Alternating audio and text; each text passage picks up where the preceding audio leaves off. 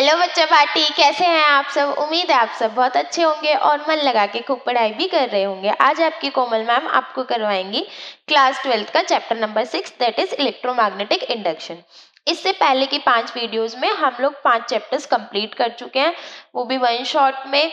And सारी के सारे चैप्टर्स के साथ मैंने आपको previous year questions, derivation, conceptual सब कुछ करवाया है। ठीक है, उसी तरीके से सेम आज ये वाला चैप्टर कंप्लीट करेंगे। मेरे साथ कॉपी पेन लेके बैठना है, खाली वीडियो देखने से नहीं होगा। ठीक है, तो अब करें स्टार्ट। और अगर आपको वीडियोस अच्छी लगती हो तो वीडियोस को लाइक एंड शेयर कर दीजिएगा, चैनल को सब्सक्राइब कर देना और जो भी आपकी क्वेरीज हो मेरे को कमेंट कर देना। तो करते हैं अब स्टार्ट। चैप्टर का नाम है इलेक्ट्रोमैग्नेटिक इंडक्शन। ठीक है, तो मैं पहले ये बता देती हूँ कि इस चैप्टर में हम क्या क्या पढ़ने वाले हैं। इस चैप्टर में हम लोग पढ़ेंगे electromagnetic induction, magnetic flux, laws of electromagnetic induction, motional EMF, self inductance और म्यूचुअल इंडक्टेंस। छोटा सा चैप्टर है, बहुत बड़ा चैप्टर नहीं है, लेकिन हाँ इंपॉर्टेंट चैप्टर भी है। ऐसा नहीं है कि छोड़ देना है, छोटा है, स्कोरिंग भी है। ठीक है, अच्छा मैंने ये सारे टॉपिक्स क्यों बताए हैं बेटा आपको स्टार्टिंग में। आप लोगों ने क्या करना है, अपने कॉपी पेन लेके बैठना है, ये सारे टॉपिक्स एक जगह लिख लो। ठीक है, फिर मेरे साथ साथ पूरा चैप्टर कंप्लीट करना है। चैप्टर कंप्लीट होने के बाद, नोट्स बनाने के बाद, उस पूरे नोट्स को अच्छे से रिवाइज करके, नोटबुक को बंद करके, आधा घंटा का ब्रेक लेके और ये सारे के सारे टॉपिक्स देख के वापस से लिखने की कोशिश करनी है। ठीक है, फिर आपको पता लगेगा कि हाँ आप कितना याद रख पाए हो, कितना भूल चुके हो। Is it clear? चलो करें अब स्टार्ट। क्योंकि जब हम चैप्टर कर रहे होते हैं ना तो हमें क्या लगता है कि हाँ हमें ये आ गया है, फिर जब एग्जाम में देखते हैं तो पता लगता है कि यार कुछ नहीं समझ में आया, यही होता है ना। तो हमने क्या करना है कि चैप्टर को स्टार्टिंग में ये टॉपिक्स लिख लिए, सारा पढ़ लिया अच्छे से। ठीक है, थोड़ा फ्रेश भी हो लिया, बीच में ब्रेक भी ले लिया, वापस से लिखने की कोशिश करनी है खाली टॉपिक्स देख के। ठीक है, कि हमें कितना याद है और कितना हम भूल चुके हैं, फिर दोबारा रिवाइज कर लेंगे, क्या हो गया भूल गए थे। चलो अब सबसे पहला टॉपिक है मैग्नेटिक फ्लक्स। हमने इलेक्ट्रिक फ्लक्स पढ़ा था ना, सेम ऐसी मैग्नेटिक फ्लक्स है। मैग्नेटिक फ्लक्स का मतलब क्या है कि किसी भी यूनिट एरिया से कितनी number of field lines cross करेंगी परपेंडिकुलरली। ठीक है, देखो the magnetic flux passing through any surface placed in a magnetic field is the total number of field lines passing through this surface normally. कहने का मतलब कितनी नंबर ऑफ फील्ड लाइंस उस surface को नॉर्मली क्रॉस करके जाएंगी, उसको हम क्या बोलेंगे, इलेक्ट्रिक मैग्नेटिक फ्लक्स। ठीक है, इसका बेटा एसआई यूनिट फॉर्मूले में आती है पेपर में, और इसका फॉर्मूला भी याद रखना है। ठीक है, कई बार क्या होता है, जैसे मानो उन्होंने 5 मार्क्स का कोई क्वेश्चन देना है तो 3 मार्क्स में डेरिवेशन देंगे और ऊपर पूछ लेंगे कि मैग्नेटिक फ्लक्स क्या होता है, और इसकी एसआई यूनिट भी बहुत बार पूछी हुई है। ठीक है, तो इसलिए मैंने एसआई यूनिट भी लिखी है, फॉर्मूला भी लिखा है, ये याद करना है टॉपिक एकदम अच्छे से। अच्छा देखो मैंने यहाँ पे 3 फिगर बनाया है ना, ऐसे समझो कि ये मेरा कोई सरफेस है। ठीक, इस सरफेस से जो भी फील्ड लाइंस परपेंडिकुलरली क्रॉस करेंगी, परपेंडिकुलरली का मतलब देखो बेटा अगर ये सरफेस है तो इस सरफेस का ये एरिया वेक्टर है। ठीक है, और यही मैं बोल रही हूँ कि फील्ड लाइंस भी इस डायरेक्शन में जो जाएंगी। कहने का मतलब एरिया वेक्टर और फील्ड लाइंस दोनों के दोनों क्या होंगे जब पैरेलल। ठीक है, तो उन वाली फील्ड लाइंस को हम क्या गिनेंगे, इलेक्ट्रिक मैग्नेटिक फ्लक्स में। ठीक है, मैग्नेटिक फ्लक्स है। देखो जैसे यहाँ पे ये एरिया वेक्टर की डायरेक्शन है, ये मैग्नेटिक फील्ड लाइंस, दोनों क्या है, पैरेलल। कहने का मतलब फील्ड लाइंस इस सरफेस को कैसे क्रॉस कर रही हैं, परपेंडिकुलरली। Is it clear? ठीक है, यहाँ इस टाइम पे मैक्सिमम फ्लक्स होगा। अब यहाँ पे देखो बेटा, इसका एरिया वेक्टर ऊपर, फील्ड लाइंस इस डायरेक्शन में, एंगल कितना है एरिया वेक्टर और फील्ड लाइंस के बीच में, 90, तो फ्लक्स क्या हो जाएगा, 0। ठीक है, यहाँ पे देखो, यहाँ पे हमारी जो फील्ड लाइंस है किसी एक एंगल पे जा रही है, तो हम क्या निकालेंगे, flux is equals to B dot A होता है, बी डॉट ए का कितना हो जाएगा, डॉट प्रोडक्ट हटाएंगे तो कॉज थीटा। ठीक है, ये कितना हो जाएगा, phi is equals to B A cos theta. अगर किसी एंगल थीटा पे जाएंगे तो हम फिर बी ए कॉज थीटा, कहने का मतलब वो फील्ड लाइंस जो कि सरफेस के परपेंडिकुलर होंगी तो उन्हीं को हम काउंट करेंगे। ठीक है, एसआई यूनिट कितनी है बेटा इसकी, वेबर, और इसकी डायमेंशंस कितनी है, ml2 a-1 t-2। ठीक है, याद रखना है। चलो अब नेक्स्ट टॉपिक है इलेक्ट्रोमैग्नेटिक इंडक्शन। क्या होता है बेसिकली, देखो बेटा इलेक्ट्रोमैग्नेटिक इंडक्शन का मतलब क्या है कि जब भी हमारा फ्लक्स में चेंज होगा, ठीक है, तो उस फ्लक्स में चेंज होने के कारण हमारा इंड्यूस्ड ईएमएफ आएगा और इंड्यूस्ड करंट। इसी फिनोमिना को हम क्या बोलते हैं? Electromagnetic induction. Is it clear? देखो, the phenomena of production of induced EMF और induced current due to the change of magnetic flux linked with a close circuit, इसको हम क्या बोलते हैं? Electromagnetic induction. ठीक है, चलो अब हमने करने लॉज ऑफ इलेक्ट्रोमैग्नेटिक इंडक्शन। ठीक है, देखो हमारे पास ना दो तरीके के लॉज हैं, एक तो है फैराडेज लॉज और एक है लेंज लॉ। फैराडे लॉ हमें क्या बताते हैं बेसिकली कि कितना मैग्नीट्यूड होगा इंड्यूस्ड ईएमएफ का। ठीक है, और लेंज लॉ हमें क्या बताता है कि क्या डायरेक्शन होगी उस इंड्यूस्ड ईएमएफ की। आई बात समझ? ठीक है, हमने क्या करना है? Laws of electromagnetic induction. Electromagnetic induction के दो लॉज होते हैं, एक तो फैराडेज लॉज और एक लेंज लॉज। फैराडेज लॉज हमें क्या बताते हैं? मैग्नीट्यूड के कितना इंड्यूस्ड ईएमएफ होगा, और लेंज लॉ हमें क्या बताता है? डायरेक्शन के कितना इंड्यूस्ड ईएमएफ होगा। यहाँ तक क्लियर है? ठीक है, अब हम पढ़ेंगे दो लॉ हैं किसके? फैराडेज के। फैराडेज का जो फर्स्ट लॉ है बेटा, फर्स्ट लॉ के अकॉर्डिंग वो हमें क्या बोल रहे हैं कि जब भी हमारा मैग्नेटिक फ्लक्स चेंज होगा तो इंड्यूस्ड ईएमएफ आएगा। ठीक है, whenever a magnetic flux linked with a closed circuit changes an EMF induced in the circuit, EMF induce होगा और वो कब तक रहेगा? जब तक चेंज इन फ्लक्स होगा। ठीक है, चेंज इन फ्लक्स कैसे कैसे हो सकता है? फ्लक्स का फॉर्मूला कितना था? B A cos theta. तो फ्लक्स कब कब चेंज हो सकता है? या तो बी चेंज हो, या ए चेंज हो, या फिर उन दोनों के बीच का एंगल चेंज हो। इतनी बात समझ में आई? और हमने कौन सी मैग्नेटिक फील्ड लाइंस लेनी होती है? जो कि सरफेस के परपेंडिकुलर है, सिर्फ और सिर्फ वो फील्ड लाइंस लेनी है। किसके लिए? फ्लक्स के लिए। Is it clear? ठीक है, अब सेकेंड लॉ में हमें ये बताते हैं कि क्या मैग्नीट्यूड होगा उस इंड्यूस्ड ईएमएफ का। तो इंड्यूस्ड ईएमएफ किसके बराबर होगा बेटा? Is equals to rate of change of flux D phi by D T. N क्यों लगाया है बेटा यहाँ पे मैंने? एन का मतलब जितने भी नंबर ऑफ लूप्स होंगे। Is it clear? करें अब आगे? ठीक है, अब द सेकेंड लॉ इसका लेंज लॉ। लेंज लॉ हमें किसके बारे में बताता है? इंड्यूस्ड ईएमएफ की डायरेक्शन के बारे में। तो according to the Lenz law होता क्या है? देखो, लेंज लॉ के अकॉर्डिंग जो भी हमारा डायरेक्शन ऑफ इंड्यूस्ड करंट होगा वो सच दैट, मतलब इस तरीके से प्रोड्यूस होगा कि वो अपने ही कॉज को क्या करेगा? अपोज करेगा। जिस चीज के कारण इंड्यूस करंट आ रहा है वो उसी को क्या करेगा? अपोज करेगा। इस के अकॉर्डिंग उसकी क्या होगी? डायरेक्शन होगी। ठीक है, अभी समझ जाएंगे, इसके क्वेश्चंस भी करेंगे और कुछ कॉन्सेप्चुअल से समझ में आ जाएगा कि इसका मतलब क्या है। तो ई किसके बराबर है? माइनस का डी फाइव बाई डी। ठीक है, चलो अब आगे करें, एक क्वेश्चन ट्राई करते हैं। देखो, पिछली क्लास में मैंने ये बताया था ना बेटा कि अगर हमारा जो मैग्नेट है उसका नॉर्थ पोल है तो इसका मतलब उसमें करंट की डायरेक्शन कैसे होगी? Anti clockwise. और अगर साउथ पोल है तो करंट की डायरेक्शन क्या होगी? क्लॉकवाइज। ठीक है, अब देखो ये मैग्नेट है हमारे पास और मैग्नेट इस डायरेक्शन में जा रहा है। ठीक है, अब लेंज लॉ के अकॉर्डिंग डायरेक्शन इस हिसाब से होगी कि वो अपने कॉज को क्या करेगा? अपोज करेगा। सबसे पहले ये देखो कि मेरे पास ये लूप है और ये कोई मैग्नेट है, ये इसका नॉर्थ पोल इस डायरेक्शन में जा रहा है। कहने का मतलब ये मैग्नेट इधर मूव कर रहा है। ठीक है, तो इस कॉइल में इंड्यूस्ड ईएमएफ आएगा। सबसे पहली चीज, हाँ आएगा। क्यों आएगा? क्योंकि इस कॉइल के लिए there is change in magnetic field. क्यों है मैग्नेटिक फील्ड में चेंज? क्योंकि हमारा जो मैग्नेट है उस कॉइल से कहाँ जा रहा है? दूर मूव कर रहा है। तो आर चेंज होगा तो इसका मतलब मैग्नेटिक फील्ड में चेंज आएगा। मैग्नेटिक फील्ड में चेंज आएगा, इसका मतलब इंड्यूस्ड ईएमएफ होगा। किस के अकॉर्डिंग? सच दैट कि वो अपने कॉज को क्या करेगा? अपोज। ठीक है, अच्छा अगर नॉर्थ पोल इससे दूर जाएगा तो ये अपने आप को साउथ पोल की तरह बना लेगा। इससे क्या होगा? ये नॉर्थ पोल को अपने पास अट्रैक्ट कर पाएगा। ठीक है, अगर इसी के अपोजिट यहाँ पे ये नॉर्थ और ये साउथ, अगर ये नॉर्थ पोल इसके पास आ रहा होता तो ये खुद को क्या बना लेता? नॉर्थ।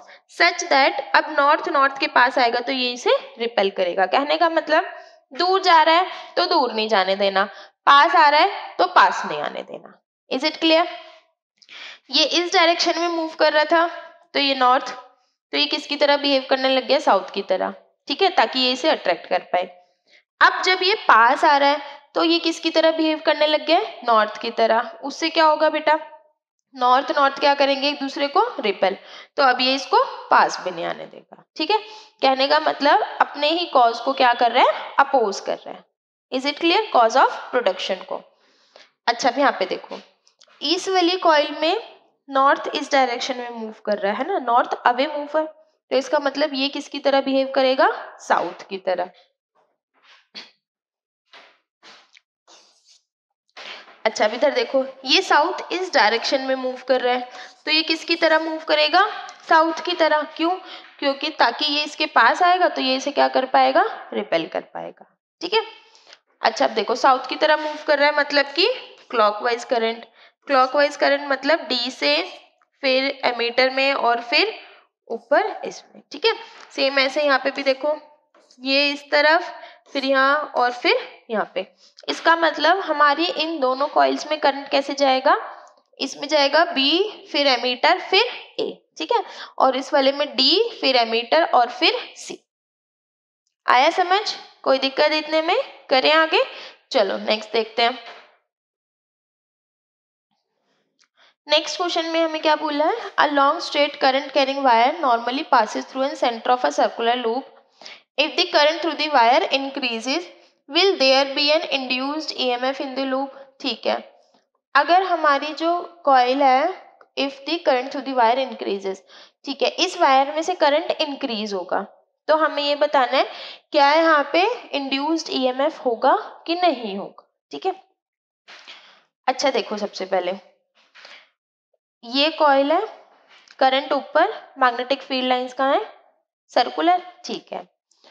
और ये जो तुम्हारी ये है, इस वाली कॉइल का एरिया वेक्टर, ठीक है, वो कहाँ होगा? ऊपर। इतनी बात समझ में आई?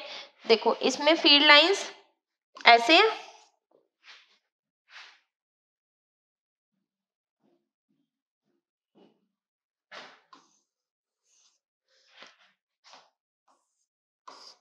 ये करंट कैरिंग कंडक्टर है। राइट हैंड थंब रूल से निकालते हैं डायरेक्शन, ठीक है। ये राइट हैंड, यहाँ पे फील्ड बाहर और यहाँ पे अंदर, इसका मतलब यहाँ पे डॉट और यहाँ पे क्रॉस।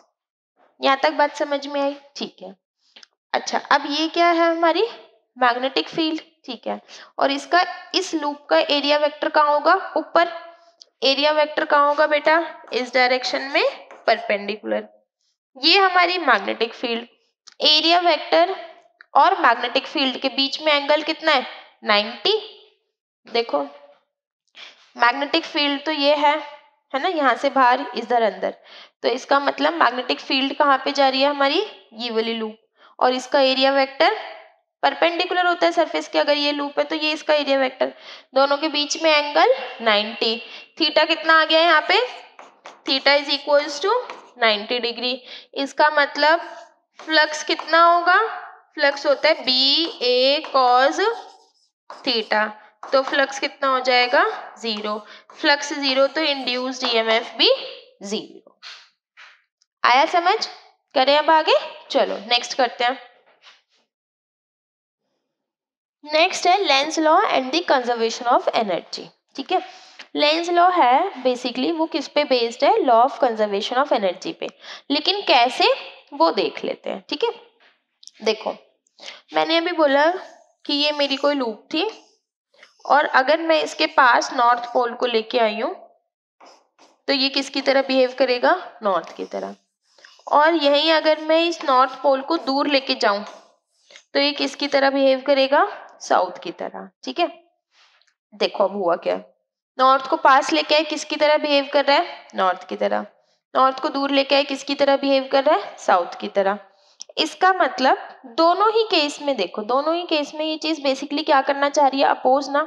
नॉर्थ को नॉर्थ के पास लेके आओगे, अपोज करेगा। नॉर्थ को साउथ से दूर लेके जाओगे, अपोज करेगा। कहने का मतलब अगर मैं इसे इस डायरेक्शन में लेके आ रही हूँ तब भी मुझे वर्क डन करना पड़ रहा है, मैकेनिकल वर्क डन, ठीक है। और अगर मैं इसे इससे दूर लेके आ रही हूँ तब भी क्या करना पड़ रहा है हमें? इस पे वर्क डन, ठीक है। तो जो हमने वर्क डन करा है बेसिकली वो कहाँ जाता है, वो इसमें इलेक्ट्रिकल एनर्जी में कन्वर्ट हो जाता है, जिसके के कारण यहाँ पे क्या आता है, इंड्यूस्ड करंट आता है। आई बात समझ। जो भी हमने यहाँ पे वर्क डन किया है वो क्या हो रहा है, mechanical work is converted into the electrical work, और जो वो इलेक्ट्रिकल एनर्जी में कन्वर्ट हो गया है उसके कारण क्या आता है, यहाँ पे इंड्यूस्ड करंट आता है। Is it clear? चलो अब समझ में आ गया। तो इसका मतलब जो लेंस लॉ है वो बेसिकली किस पे बेस है, law of conservation of energy पे। ये एमसीक्यू में भी आ चुका है क्वेश्चन, ठीक है। चलो नेक्स्ट करते हैं। नेक्स्ट में हमें क्या दे रखा है, a coil of wire enclosing an area 100 centimetre square is placed with its plane making an angle 60 degree with the magnetic field of strength dis। ठीक है,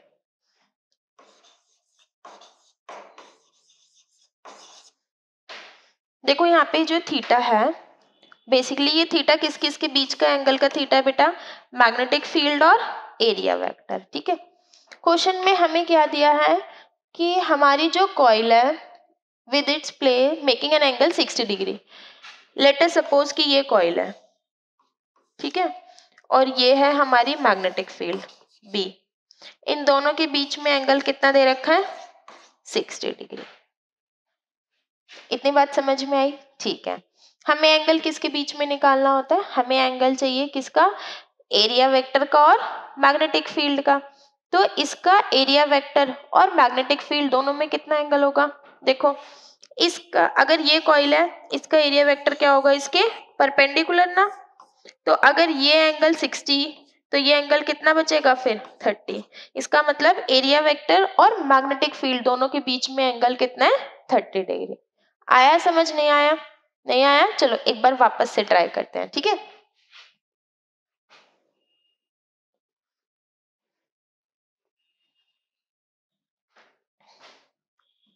देखो लेट अस सपोज कि ये मेरी कॉइल है,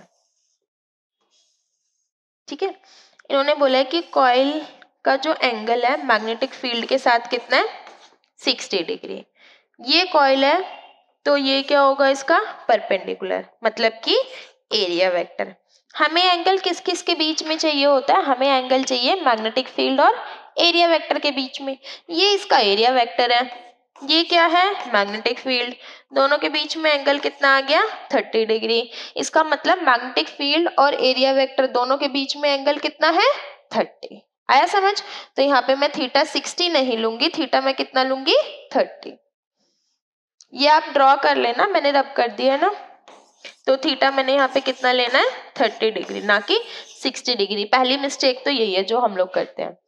अच्छा, और हमें क्या क्या दे रखा है, एरिया हमें दिया है 100 सेंटीमीटर स्क्वायर, और क्या दिया है हमें, मैग्नेटिक फील्ड दे रखी है ना। मैग्नेटिक फील्ड की बी की वैल्यू है 10⁻⁻1 tesla. What is the flux through the coil. पहले फ्लक्स पूछा है, if the magnetic field is reduce to 0, time दे रखा है इतने टाइम में, देन द इंड्यूस्ड ईएमएफ, ठीक है। फ्लक्स का फॉर्मूला कितना होता है,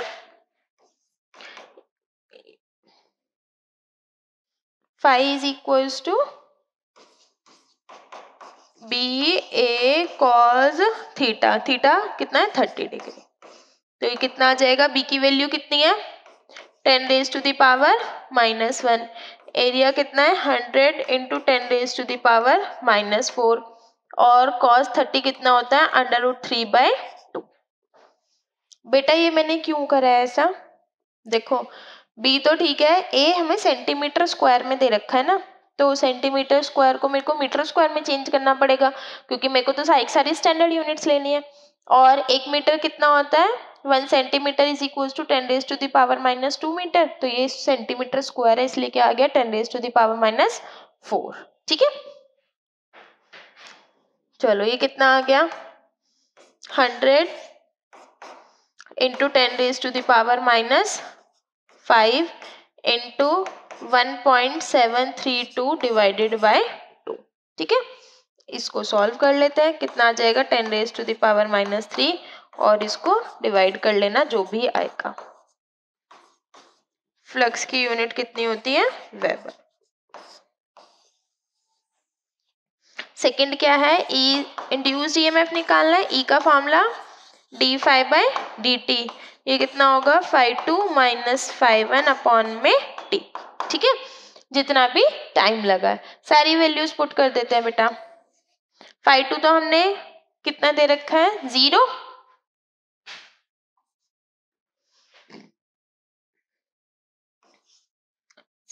और 5 की वैल्यू ऊपर से निकाल लिया। देखो ये तो 0 है और यहाँ पे आगे बाहर माइनस है, तो माइनस माइनस प्लस, इसका मतलब कितना बचेगा 1.732 इंटू 10⁻³ डिवाइडेड बाई 2, और टाइम कितना दे रखा है 10⁻³ तो 10⁻³ माइनस 3 कैंसिल, इसको डिवाइड करूंगी कितना आ जाएगा 0.866 वोल्ट्स। आया समझ? करें अब आगे। बेटा ये कॉपी पेन लेके करने भी हैं, ठीक है, ऐसे नहीं आएगा वरना समझ में। और फिजिक्स देखो, मैथ्स में क्या है, ठीक है, फॉर्मूला समझ में आ गया, क्वेश्चन आगे हो जाता है ना। फिजिक्स में तो हर स्टेप में वैल्यूज देखनी पड़ती है हमने, ये क्यों पुट करी, क्यों नहीं पुट करी।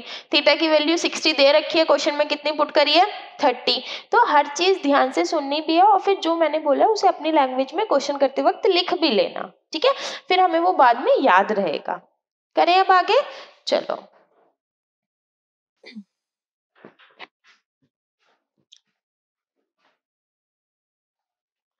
अच्छा देखो बेटा, नेक्स्ट क्वेश्चन में क्या गिवन है कि एक स्क्वायर लूप है, साइड कितनी है 10 centimetre with it sides parallel to X and Y axis, ठीक है, is moved with the velocity of 8 centimetre per second in the positive X direction में in a region containing a magnetic field in the Z direction. Magnetic field का है Z direction में, इसका मतलब dot, ठीक है, मतलब कि आउटवर्ड। नेक्स्ट देखो, the field is non uniform and has a gradient of 10⁻³ tesla per centimetre along the negative X direction, ठीक है, फील्ड इंक्रीज हो रही है नेगेटिव एक्स डायरेक्शन में, और ये कहाँ मूव कर रहा है पॉजिटिव एक्स डायरेक्शन में, ठीक है। तो मैं ये शो कर देती हूँ।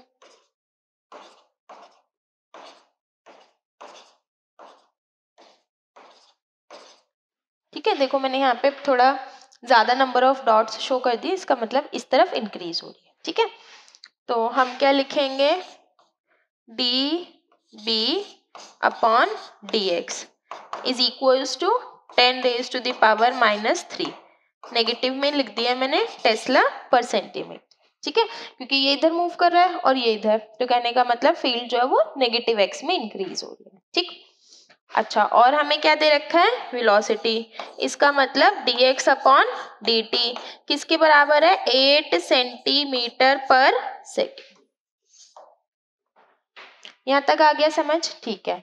हमने निकालना क्या है बेटा, हमें निकालना है calculate the EMF induced. E का फॉर्मूला कितना होता है D phi upon D T, phi किसके बराबर बी ए कॉज थीटा, ठीक है।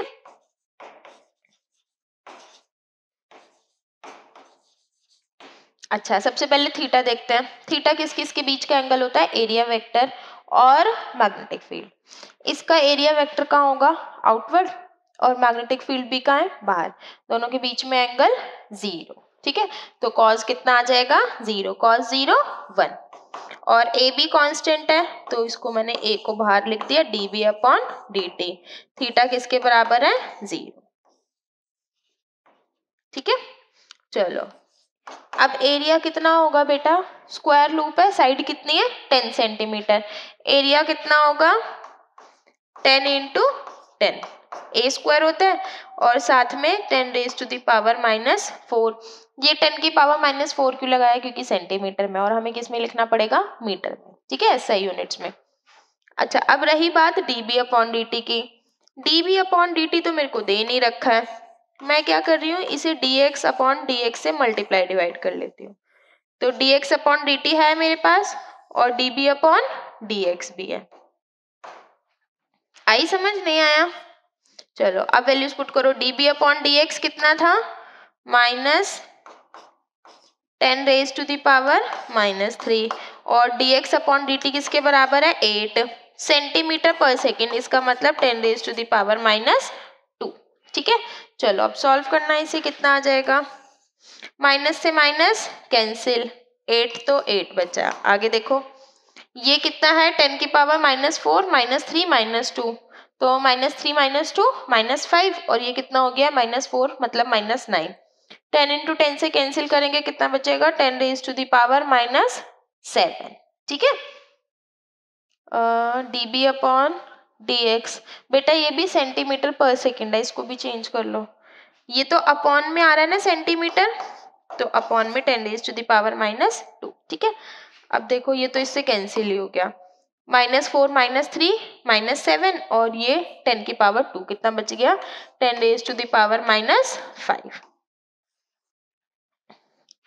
ठीक है, बस सेंटीमीटर को मीटर में कन्वर्ट करना नहीं भूलना है। ठीक है, हर एक जितनी भी जगह सेंटीमीटर दिया उस सबको मीटर में कर लेना, तभी ऐसा यूनिट्स में आंसर आएगा। फिर आगे करें।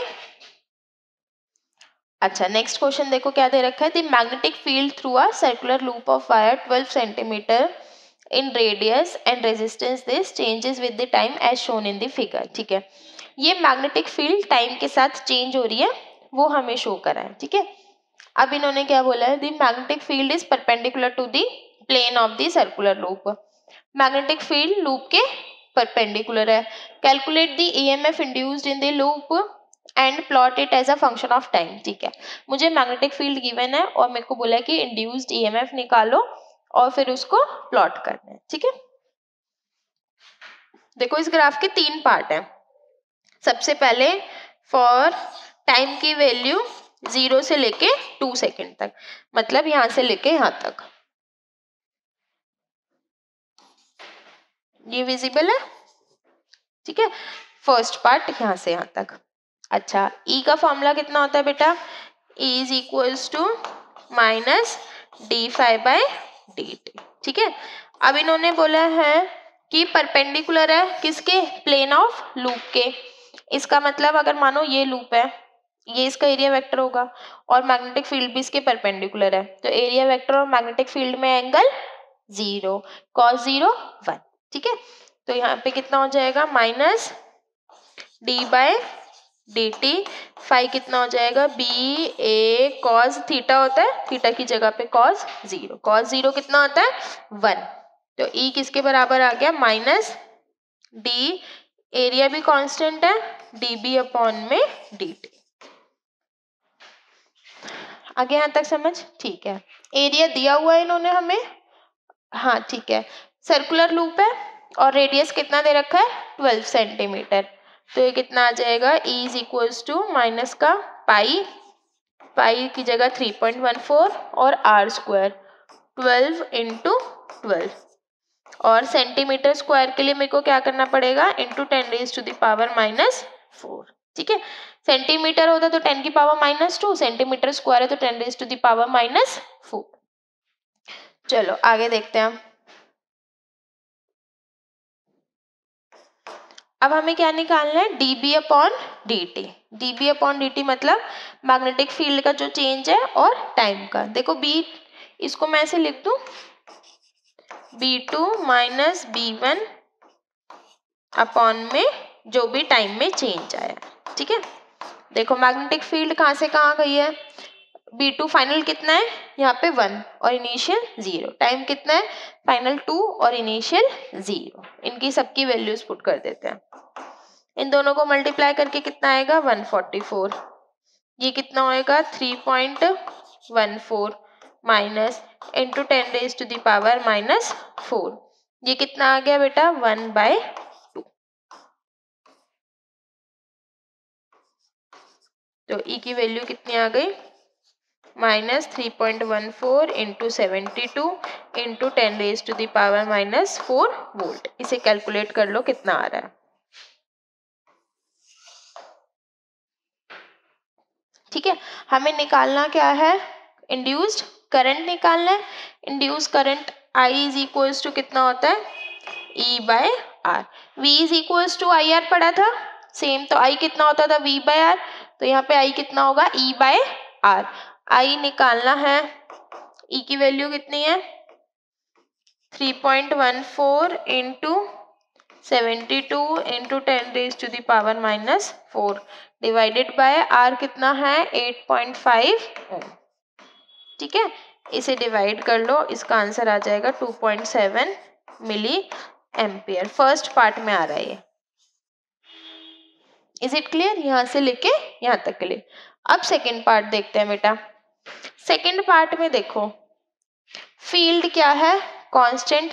फील्ड कांस्टेंट तो फ्लक्स क्या हो जाएगा? 0। क्यों? क्योंकि देखो ये ईएमएफ कितना हो जाएगा? 0। क्यों? क्योंकि चेंज इन फ्लक्स क्या है? 0। ठीक है, फील्ड कांस्टेंट तो चेंज इन फ्लक्स 0, क्योंकि फ्लक्स का फॉर्मूला कितना होता है? B A cos theta. Theta भी कांस्टेंट है, एरिया भी कांस्टेंट है, बी भी कांस्टेंट। तो फ्लक्स क्या हो जाएगा? ईएमएफ कितना हो जाएगा? 0। ठीक है, ये फर्स्ट पार्ट है। फिर 0, अब की बात टाइम कहाँ से है? 2 to 4 सेकेंड।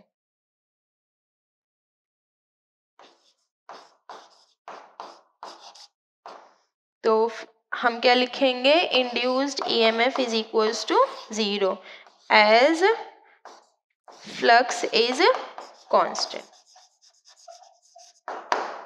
ठीक है, चलो अब कौन सा करना है हमने? Third part. थर्ड पार्ट कौन सा? टाइम की वैल्यू 4 to 6। ठीक है, 4 to 6 में बी देखो कितना जाएगा? 1 से 0 और टाइम कितना रहेगा? 4 to 6। सब कुछ सेम करना है, बस हमने यहाँ पे क्या चेंज करना है बेटा? इसकी वैल्यू 1 से 0, फाइनल मैग्नेटिक फील्ड 0, इनिशियल 1, और फाइनल टाइम है 6 और इनिशियल टाइम है 4। बाकी सब एज इट इज सेम करना है। ठीक है, करें अब।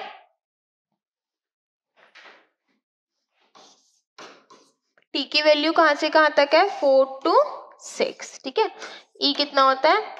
Minus d∅/dt। यहाँ पे भी थीटा कितना होगा? 0 डिग्री। तो ई किसके बराबर आ जाएगा? माइनस का D B A cos 0, cos 0 1। ठीक है, ये बाहर ले लिया ए माइनस, अब कितना बचा खाली? dB/dt। मतलब कि जितना भी हमारा मैग्नेटिक फील्ड में चेंज है, कितना आ गया ये? माइनस का ए B2 माइनस B1 अपॉन में T2 माइनस T1। सबकी वैल्यूज पुट कर देते हैं। एरिया कितना है? Pi are square. 12 into 12 into 10⁻⁻⁴। B2 minus B1 कितना आ जाएगा? फाइनल कितना है? 0 और इनिशियल कितना है? 1 अपॉन 2। माइनस माइनस प्लस, और ये कितना आ जाएगा? इसको इससे कैंसिल कर दिया, ये आ गया -3, माइनस माइनस प्लस कर दिया। 3.14 इंटू 72 इंटू 10⁻⁻⁴। और करंट किसके बराबर होगा? E/R। तो E की वैल्यू कितनी थी ऊपर जो अभी आई है? इंटू 10⁻⁻⁴, और R की वैल्यू कितनी है? 8.5 ओम। ठीक है, कितना आ जाएगा बेटा इसे डिवाइड करके? ये आ जाएगा 2.7 मिली एम्पियर। हमें क्या निकालना था? इंड्यूस करंट निकालना था। फर्स्ट और थर्ड केस में तो इंड्यूस करंट है, लेकिन सेकंड केस में इंड्यूस करंट क्या है? 0। फिर दूसरी चीज क्या करना था? ग्राफ ड्रॉ करना था। ग्राफ देख लो बेटा। सबसे पहले स्टार्टिंग में तो E की वैल्यू क्या है हमारी? नेगेटिव। ठीक है, फिर उसके बाद इंड्यूस्ड ईएमएफ क्या है? 0, और फिर उसके बाद पॉजिटिव। ठीक है, तो ये टाइम 0, यहाँ पे 2, फिर 4 और फिर 6। ये नेगेटिव है, नेगेटिव वैल्यू ये कैलकुलेट कर लेना कितनी आ रही है। तो 3.14 इंटू 72 इंटू 10⁻⁻⁴ जो भी कैलकुलेट करके आए वो यहाँ पे ई लिखते हैं। Is it clear? तो पहले इंड्यूस्ड ईएमएफ क्या आ रहा है हमारा? नेगेटिव। फिर इंड्यूस्ड ईएमएफ क्या आ रहा है हमारा? पॉजिटिव। सेम अगर करंट का भी ग्राफ बनाना होगा तो वही सेम करंट का भी नेचर शो करेगा। पहले मतलब इनिशियल केस में और जो फाइनल केस है उन दोनों में करंट की डायरेक्शन अपोजिट आ रही है ना। और यहाँ पे हम क्या करेंगे? फिर यहाँ पे करंट का ग्राफ बनाएंगे तो यहाँ पे आई की वैल्यूज लिख देंगे। ठीक है, चलो करें अब आगे। अच्छा देखो बेटा, नेक्स्ट क्या है, motional EMF from the Lorentz force. ठीक है, तो अब हम लॉरेंट्ज फोर्स की हेल्प से मोशनल ईएमएफ निकालेंगे। अच्छा एक चीज समझो कि ना, ये हमारे पास कंडक्टर है, ये रेक्टेंगुलर कंडक्टर है और इसका जो आर्म पी क्यू है ना वो मूव कर सकता है। तो ये आर्म जो है इसका पी क्यू वो अंदर की तरफ मूव कर रहा है। यहाँ तक समझ में आ गया? ठीक है, देखो ये जो पी क्यू है, ये इसमें जितने पॉजिटिव होंगे उतने ही क्या होंगे, नेगेटिव होंगे, है ना, न्यूट्रल कंडक्टर है। तो अब मैं ये निकालना चाह रही हूँ कि बेसिकली जब मेरा ये P Q arm magnetic field में मूव कर रहा है तो वो जो चार्जेस है वो कहाँ पे मूव करेंगे। ठीक है, देखो मैग्नेटिक फील्ड अंदर, मोशन इस तरफ, फोर्स निकाल लेंगे कहाँ पे लगेगा। तो सिंपल फोर्स भी निकाल सकते हैं हम लोग लेफ्ट हैंड रूल से, फ्लेमिंग्स लेफ्ट हैंड रूल से। और एक और इजी वे क्या है, एफ का फॉर्मूला कितना होता है, F is equals to Q V cross B. ठीक है, इसकी वेलोसिटी कहाँ है, नेगेटिव एक्स एक्सिस में, और मैग्नेटिक फील्ड कहाँ है, नेगेटिव वाई एक्सिस में। इतना समझ आया? ठीक है, नेगेटिव जेड में है, अंदर की तरफ है ना। क्रॉस का मतलब होता है इनवर्ड, डॉट का मतलब होता है आउटवर्ड। ठीक है, देखो ये x, ये y और ये z। अब माइनस माइनस तो कैंसिल हो गया, z क्रॉस x कितना होता है, y, लेकिन यहाँ पे क्या है, x क्रॉस z, तो ये कितना आएगा, माइनस y। ठीक है, अब एक चीज देखो, इसका मतलब ये जो मैंने चार्ज लिया है क्या लिया है, पॉजिटिव। इसका मतलब जो भी इसमें पॉजिटिव आइंस होंगे उन पे फोर्स कहाँ लगेगा, माइनस वाई में, मतलब वो नीचे आ जाएंगे। और जो भी इसमें नेगेटिव आइंस होंगे उसमें फोर्स कहाँ लगेगा, ऊपर, तो इसका मतलब वो कहाँ चले जाएंगे, ऊपर वाले डायरेक्शन में। ठीक है, फ्लेमिंग्स लेफ्ट हैंड रूल से भी निकालोगे तो सेम आंसर आएगा। इससे थोड़ा समझाना ईजी होता है क्योंकि 3D में मेरे लिए शो कर पाना थोड़ा मुश्किल होगा। आई बात समझ? ठीक है, अब इसका मतलब देखो बेटा, यहाँ पे होगा क्या, बेसिकली इस वाले एंड पे यहाँ पे क्या आ जाएंगे, सारे के सारे इलेक्ट्रॉन्स। ठीक है, और इस वाले एंड पे सारे के सारे क्या आ जाएंगे, पॉजिटिव आइंस। इतनी बात समझ में आ गई? ठीक है, तो अब क्या होगा, यहाँ पे एक इलेक्ट्रिक फील्ड जनरेट होगी, कहाँ से कहाँ, नीचे से ऊपर, from Q to P. Away from positive जाती है इलेक्ट्रिक फील्ड, तो इसका मतलब इसमें कहाँ जनरेट होगी, एक इलेक्ट्रिक फील्ड नीचे से लेके ऊपर तक। ठीक है, अच्छा अभी देखो यहाँ पे दो फोर्स है, कौन कौन से, एक तो इलेक्ट्रिक फोर्स लग रहा है, ये जो लग रहा है इलेक्ट्रिक फील्ड के कारण, और एक लगेगा मैग्नेटिक फोर्स। इक्विलिब्रियम पे क्या होगा बेटा, एट इक्विलिब्रियम दोनों फोर्सेस क्या होंगे, आपस में equal. At equilibrium F E is equals to F B. ठीक है, एफ ई किसके बराबर होता है, क्यू ई के बराबर, और एफ बी किसके बराबर होता है, क्यू वी बी के बराबर। क्यू से क्यू कैंसिल, तो इसका मतलब इलेक्ट्रिक फील्ड किसके बराबर आ गई, E is equals to V into B. यहाँ तक बात समझ में आई? ठीक है, V क्या है यहाँ पे, वेलोसिटी, और B क्या है यहाँ पे, मैग्नेटिक फील्ड। ठीक है, अच्छा क्या हम E को ये लिख सकते हैं, E is equals to electric field is equals to E M F upon में L। तो ई एम एफ कितना आ जाएगा यहाँ से, E M F is equals to B L B. ये कहाँ से लिखा बेटा मैंने, E बाय एल,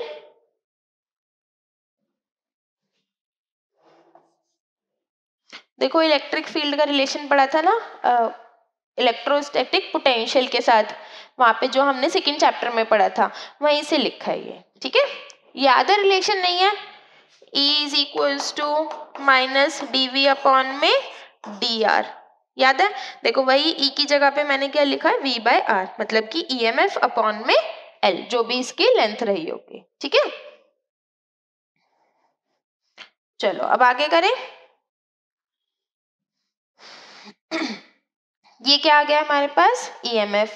हमें निकालना है करंट, तो करंट कितना होगा बेटा इंड्यूस इस लूप में, I का फॉर्मूला E बाय आर, तो ये कितना आ जाएगा, बी एल वी अपॉन में आर। ठीक है, फोर्स कितना होगा इस मूवेबल आर्म पे, फोर्स का फॉर्मूला कितना था, I L B sine theta. तो साइन थीटा कितना है बेटा, यहाँ पे थीटा कितना है 90, देखो फॉर्मूला यही तो था, आई एल क्रॉस बी। कहने का मतलब जो लेंथ एलिमेंट है और जो मैग्नेटिक फील्ड है उनके बीच में एंगल कितना है, ठीक है। लेंथ एलिमेंट ये है हमारा और मैग्नेटिक फील्ड अंदर है, दोनों के बीच में एंगल कितना हो जाएगा 90 डिग्री। तो ये कितना हो गया साइन 90। फोर्स कितना हो जाएगा I L B sine 90। Sine 90 कितना होता है 1। तो फोर्स कितना हो जाएगा, आई की वैल्यू यहाँ पे पुट कर दो B L V upon R और साथ में एल इंटू बी। ठीक है, कितना आ गया बेटा ये हो जाएगा B square L square V upon में आर। ठीक है, चलो आगे देखो। नेक्स्ट हमें क्या निकालना है, पावर डिलीवर्ड। तो पावर का फॉर्मूला कितना होता है, फोर्स इंटू वेलोसिटी। और फोर्स कितना आया है अभी हमारा B square L square V upon में आर इंटू वेलोसिटी। तो पावर कितनी आ गई B square L square V square upon में आर। आ गई बात समझ, चलो करें अब आगे। नेक्स्ट क्या है, power dissipated as joule loss. तो पावर का फॉर्मूला आई स्क्वायर आर बी होता है। तो आई कितना आया था अभी हमारा पीछे से, ये रहा बी एल वी अपॉन में आर। तो बी एल वी अपॉन में आर, ठीक है, का होल स्क्वायर इनटू आर। कितना आ जाएगा, power is equals to B square L square V square upon में आर स्क्वायर और एक आर इनटू में, एक आर से एक आर कैंसिल। पावर कितनी आ गई B square L square V square upon में आर। Is it clear. देखो बेटा ये वाली पावर और ये पावर दोनों सेम ही आए हैं। ठीक है, चलो आगे करें हम। नेक्स्ट क्वेश्चन देखते हैं। अच्छा, ये क्वेश्चन समझने से पहले ना एक चीज देख लेते हैं। देखो, लेट अस सपोज मेरे को ना कोई चीज 2D में चाहिए, ऐसे मानो। देखो इसमें अगर मैं देखूं तो ये मेरा क्या होगा, वेस्ट, ये ईस्ट, ये नॉर्थ और ये साउथ। यहाँ तक बात समझ में आ गई। ठीक है, ये ऊपर की डायरेक्शन होगी और ये डाउनवर्ड डायरेक्शन होगी, इसमें तो कोई कंफ्यूजन नहीं है। वेस्ट ईस्ट नॉर्थ साउथ, आ गई बात समझ। ठीक है, देखो बेटा अब एक चीज ध्यान से, ये नॉर्थ है हमारा, ये साउथ है, और ये जो नॉर्थ साउथ है वो अर्थ के नॉर्थ साउथ है ना।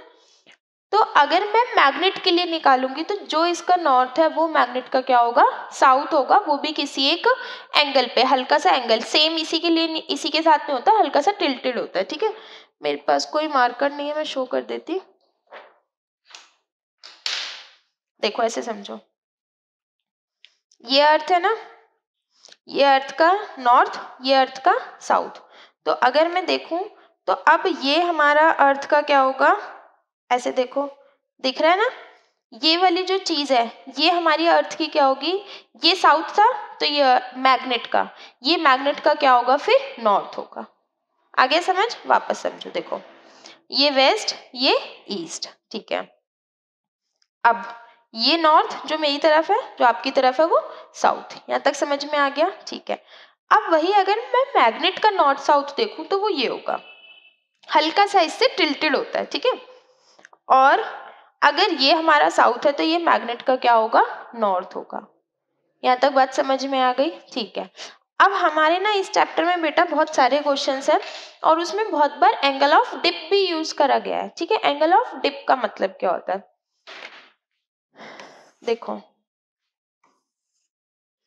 ये वेस्ट ये ईस्ट, ये नॉर्थ और ये साउथ, और ये मेरे मैग्नेट का नॉर्थ और ये मेरे मैग्नेट का साउथ।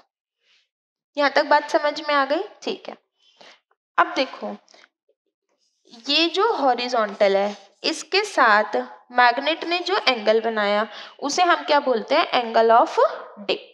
ठीक है, और अगर मान लो मैं इसके साथ निकालूंगी तो ये आएगी मैग्नेटिक फील्ड का हॉरिजॉन्टल कंपोनेंट और ये आएगा मैग्नेटिक फील्ड का वर्टिकल कंपोनेंट। यहाँ तक बात समझ में आ गई। ठीक है बेटा, ये वाली जो चीज है ना ये ऐसे प्लेन में है, ये वेस्ट ये ईस्ट, ये नॉर्थ साउथ है, कंफ्यूजन तो नहीं हो रही है, ये नॉर्थ साउथ नहीं है, ये नॉर्थ साउथ है, ठीक है।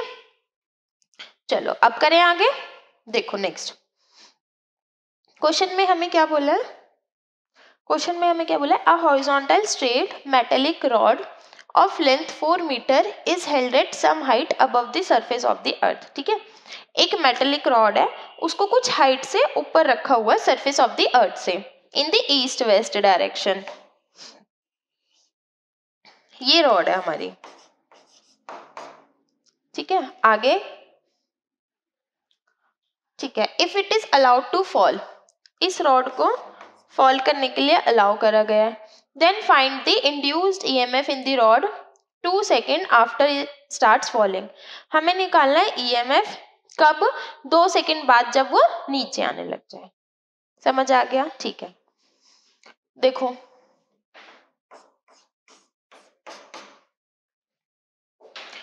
एक चीज समझो बेटा, ये जो रॉड है अगर ये नीचे आएगी, ठीक है, और ये हमारी अर्थ है, इसका ये हॉरिजॉन्टल कंपोनेंट और ये वर्टिकल कंपोनेंट मैग्नेट का, तो जब ये नीचे आएगी तो इसका मतलब इसका जो वर्टिकल कंपोनेंट है उसका तो कोई रोल नहीं ना रहा, क्योंकि वर्टिकल कंपोनेंट और ये रॉड दोनों के दोनों सेम डायरेक्शन में मूव कर रहे हैं, सेम डायरेक्शन में मूव कर रहे हैं, तो कोई भी इंड्यूस्ड ईएमएफ होगा ही नहीं। कहने का मतलब जो इंड्यूस्ड ईएमएफ आएगा वो किसके कारण आएगा, हॉरिजॉन्टल कंपोनेंट के कारण आएगा, वर्टिकल कंपोनेंट के कारण कोई भी इंड्यूस्ड ईएमएफ आएगा ही नहीं। इतनी बात समझ में आ गई, ठीक है। चलो अब देखो,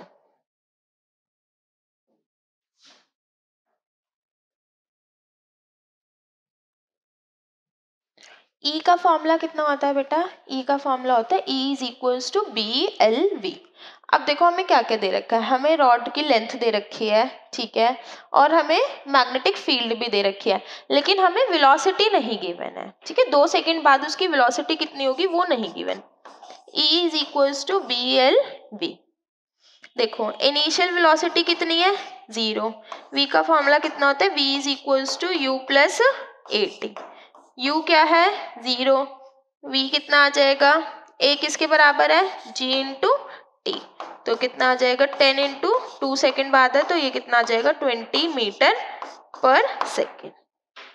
यहाँ तक बात समझ आई, ठीक है। ये v की वैल्यू ऊपर पुट कर देते हैं, तो e कितना आ जाएगा, b मैग्नेटिक फील्ड है कितनी हमारी 0.3 into 10 raise to the power -4, ठीक है, और L की वैल्यू कितनी थी 4 मीटर, वेलोसिटी कितनी आई है 20।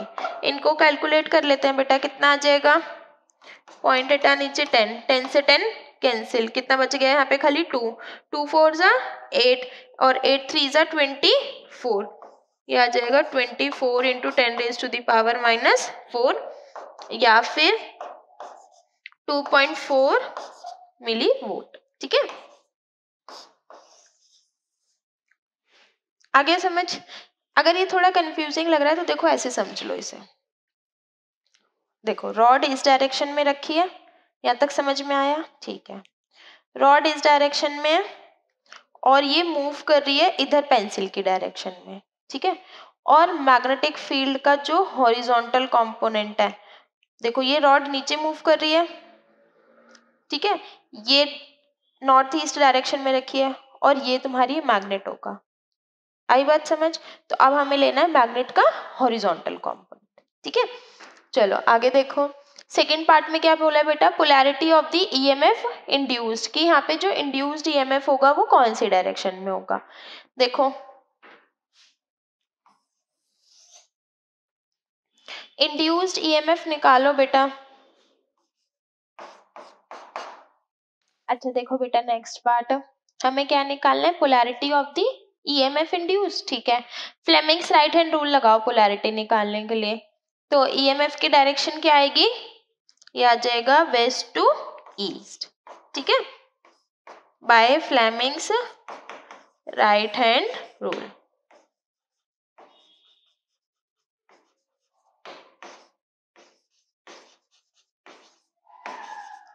चलो और फिर पोलैरिटी किसकी ज्यादा होगी बेटा, वेस्ट टू ईस्ट है तो ईस्ट एंड की पोलैरिटी ज्यादा होगी, ठीक है, हायर पोटेंशियल पे होगा। नेक्स्ट क्वेश्चन देखते हैं। नेक्स्ट क्वेश्चन में हमें क्या निकालना है, सबसे पहले तो total charge pass through the loop, और ग्राफ किसका दे रखा है, करंट और टाइम का, ठीक है। चलो देखो, आई का फॉर्मूला कितना होता है, डी क्यू अपॉन में डी टी, डी क्यू कितना हो जाएगा, D Q is equals to I D T, दोनों तरफ इंटीग्रेशन कर दो, ये कितना आ गया, Q is equals to I D T. चलो इंटीग्रेशन का मतलब क्या होता है बेटा, इंटीग्रेशन का मतलब होता है एरिया अंडर दी कर्व, ठीक है। तो ये कितना आ जाएगा, इसका एरिया निकालो, हाफ इंटू बेस कितना है इसका 1, और इसकी हाइट कितनी है 0.4, कितना आ जाएगा ये कैंसिल करके 0.2, तो इसका मतलब चार्ज एनक्लोज्ड कितना आ रहा है 0.2 कूलम। आया समझ, ठीक है। और अब सेकंड पार्ट में क्या बोला है, change in the magnetic flux through the loop,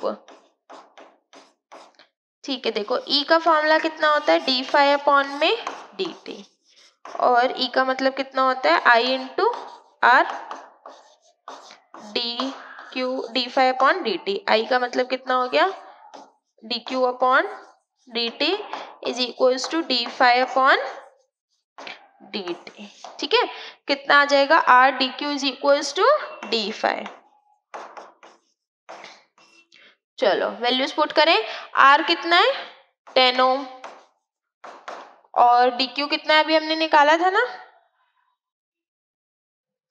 0.2, तो डी फाई कितना आ जाएगा हमारा 0. ये आ गया 2 वेबर होती है इसकी यूनिट, ठीक है। चलो थर्ड पार्ट देखते हैं। थर्ड पार्ट में हमें क्या बोला, magnitude of the magnetic field applied, ठीक है। Magnitude of the magnetic field, phi का फॉर्मूला कितना होता है बी डॉट ए, फाई कितना है 2 इंटू बी, और एरिया कितना दे रखा है क्वेश्चन में बेटा 10 सेंटीमीटर स्क्वायर, सेंटीमीटर को मीटर में चेंज करना पड़ेगा, कितना आ जाएगा 10 रेज टू द पावर -4। चलो ये कितना आ गया 2 upon 10 into 10 raise to the power -4 is equals to D, ठीक है। कितना आ जाएगा सॉल्व करके 2 into 10 raise to the power -3 का ऊपर जाएगा, b is equals to 2 into 10 raise to the power -3 tesla, +3 tesla, ऊपर जाएगा तो प्लस हो जाएगा। आया समझ। चलो नेक्स्ट क्वेश्चन देखिए आप। नेक्स्ट क्वेश्चन में देखो क्या देखा है, a jet plane is travelling towards west at a speed of this, kilometre per hour में दे रखी है, पहले तो स्टैंडर्ड यूनिट्स में कन्वर्ट करना पड़ेगा। What is the voltage difference developed between the ends of the wings having a span of 25 meter if the earth's magnetic field at the location has a magnitude of this and the dip angle is 30 degree, ठीक है। चलो let us suppose ये हमारा plane है, लेकिन मेरे को plane बनाना तो आता नहीं है, ठीक है। और ये प्लेन कहाँ मूव कर रहा है, टुवर्ड्स दी वेस्ट। ये तो बहुत ही बेकार लग रहा है, मैं सिंपल फिगर बना लेती हूँ।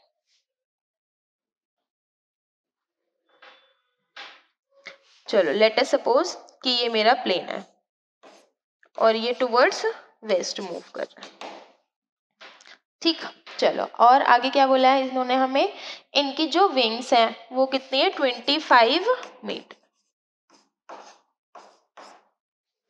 आगे if the earth magnetic field at the location has a magnitude of this, earth की मैग्नेटिक फील्ड दे रखी है हमें, एंड द डिप एंगल दे रखा है, डिप एंगल का मतलब 30 डिग्री दे रखा है, और 30 डिग्री का मतलब क्या है बेटा कि ये हमारी जो मैग्नेटिक फील्ड है और जो हमारा अर्थ हॉरिजॉन्टल कंपोनेंट है, हॉरिजॉन्टल जो होता है, ये मैग्नेट है, ये इसका नॉर्थ, तो ये वाला जो एंगल है वो क्या है, एंगल ऑफ डिप, जो कि 30 डिग्री को दे रखा है क्वेश्चन में।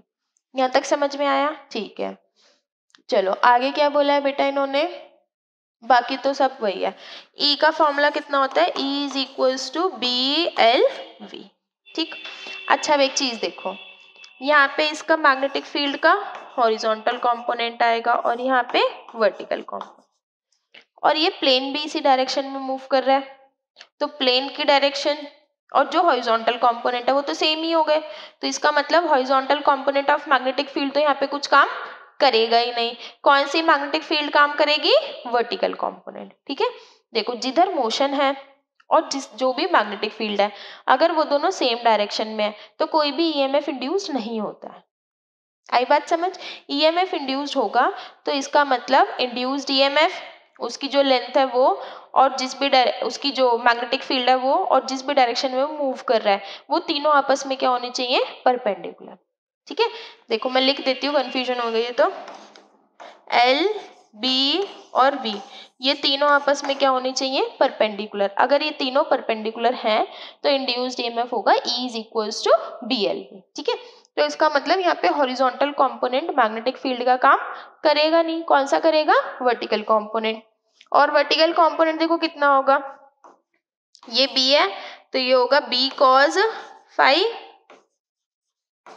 और ये कितना होगा? B sine phi. ठीक है, तो हम यहाँ पे क्या पुट करेंगे? B sine component. और हमें मैग्नेटिक फील्ड दे कितनी रखी है बेटा? 5 इंटू 10⁻⁻⁴। एल कितना दे रखा है? 25। लेकिन मेरे को इसका साइन कंपोनेंट भी तो लेना है अभी। कितना आ जाएगा? साइन 30 डिग्री ना, इंटू लेंथ कितनी है? 25, और वी वेलोसिटी कितनी दे रखी है? 1800। 1800 को मैंने मल्टीप्लाई कर दिया 5/18 से।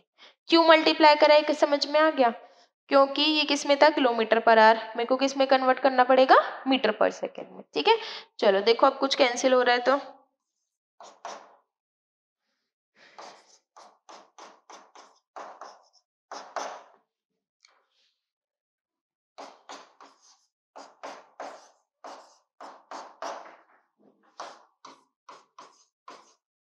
ठीक है, कितना हो गया? 100 इंटू 5। आगे यहाँ तक समझ? चलो मल्टीप्लाई कर लेते हैं। 5 5 जा 25, और 25 इंटू 25 कितना हो जाएगा? 625, और 10⁻⁻2 बचेगा। 625 इंटू 10⁻⁻2, और अपॉन में क्या बचेगा बेटा? अपॉन में कितना है? 2। तो इसको कैंसिल करूंगी, कितना आ जाएगा? आ जाएगा 312.5 इंटू 10⁻⁻2। तो इसका मतलब कितना आ गया? 3.125 और साथ में वोल्ट्स। ठीक है, चलो नेक्स्ट करें। अच्छा देखो बेटा, नेक्स्ट क्वेश्चन हमें क्या गिवन है? एक व्हील है with the 15 metallic spokes, each 60 centimetre long. ठीक है, एक व्हील है और उसके पास 15 मेटेलिक स्पोक्स है, 60 सेंटीमीटर लॉन्ग है, rotated at the 60 revolutions per minute. एक मिनट में 60 रेवोल्यूशंस ले रहा है वो, in a plane normal to the horizontal component of the earth magnetic field. ये वाली चीज इसमें बहुत ज्यादा इंपॉर्टेंट है। देखो बेटा, जब भी हम ईएमएफ निकालेंगे ना, तो हम वही चीजें लेंगे जिनके लिए बी एल वी तीनों परपेंडिकुलर होंगे। कहने का मतलब मैग्नेटिक फील्ड का सिर्फ और सिर्फ वही कंपोनेंट लेंगे जो कि एल वी सबके क्या होगा? परपेंडिकुलर होगा। ठीक है, अगर ये तीनों आपस में परपेंडिकुलर नहीं है तो इंड्यूस्ड ईएमएफ क्या हो जाएगा? 0। आई बात समझ? ठीक, देखो अब यहाँ पे, तो ये हमारा कोई व्हील है,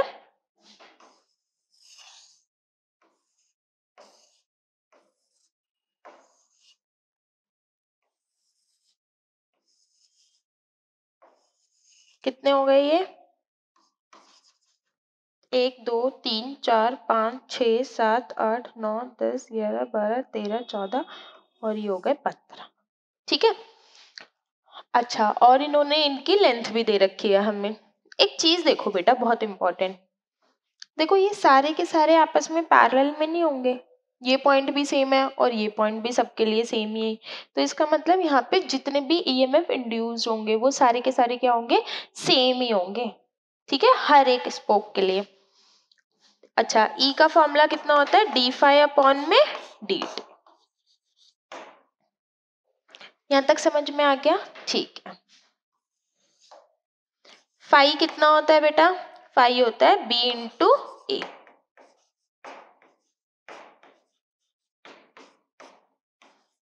अच्छा अब यहाँ पे देखो, बी को तो मैंने बी लिखा रहने दिया, ठीक है, बल्कि मैं यहाँ पे बी को लिखूंगी horizontal component of earth magnetic field.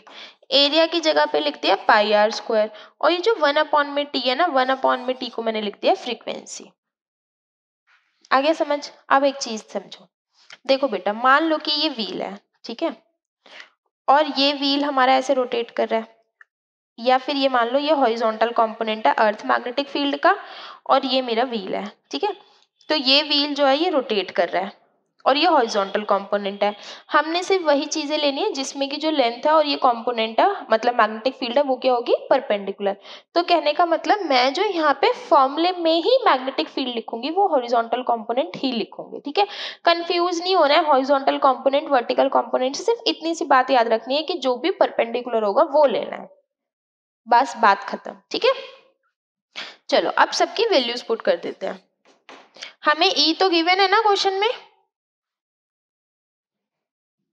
ई कितना है 400 into 10⁻³ is equals to B H को बी एच लिखा रहने दिया, पाई ए स्क्वायर, तो रेडियस दे रखा है हमें, हाँ 60 सेंटीमीटर लॉन्ग है तो वही हो जाएगा, और ए स्क्वायर, ए की वैल्यू कितनी हो जाएगी 0.6 का होल स्क्वायर, इनटू फ्रीक्वेंसी कितनी होगी बेटा 360 है, लेकिन डिवाइडेड बाय 60 करना पड़ेगा। मैंने डिवाइड बाय 60 क्यों करा, क्योंकि पर मिनट है और हमें क्या चाहिए होता है पर सेकेंड, स्टैंडर्ड यूनिट्स में लेना है ना सब कुछ को। और ये मैंने 0.6 क्यों करा है, क्योंकि ये 60 सेंटीमीटर है, सेंटीमीटर को मीटर में कन्वर्ट करूंगी तो 0.6 हो जाएगा, ठीक है। चलो अब बी मेरे को निकालना है, इसे सॉल्व कर लेते हैं। आ गया 6, डी एच कितना आ जाएगा 400 into 10⁻³ divided by 3.14 into 0.36 into 6, ठीक है। इसे सॉल्व कर लेंगे, कितना आ जाएगा, ये मेरे ख्याल से आ जाएगा 0.0589 समथिंग आएगा। तो अगर मैं अप्रोक्सीमेट वैल्यू लिखूं तो 0.06 आ जाएगी, ठीक है।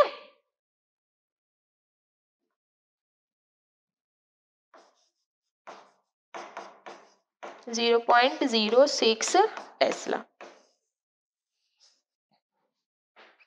आ गया समझ। चलो करें अब आगे, नेक्स्ट देखते हैं motional EMF in the rotating rods. अभी हमने मोशनल ईएमएफ निकाला था, है ना, 2 बारी। एक बारी तो हमने निकाला था फैराडेज लॉ से, फिर एक बारी निकाला था हमने लॉरेंट्ज लॉ से। अब नेक्स्ट है हम इमोशनल ईएमएफ निकाल रहे हैं अगर हमारी कोई रॉड जो है वो मैग्नेटिक फील्ड में रोटेट कर रही होगी तब, ठीक। देखो